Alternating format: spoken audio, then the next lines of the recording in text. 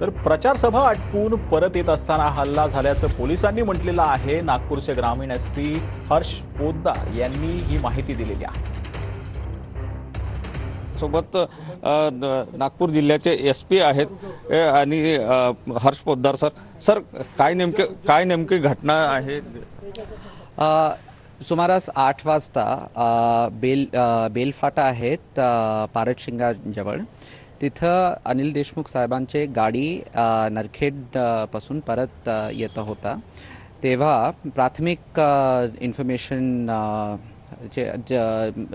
के according गाडीवर काही दगडफेक झालेला होता। दगडफेकचे नंतर अनिल देशमुख साहेबांना काही जखम पण झालेल्या आहेत।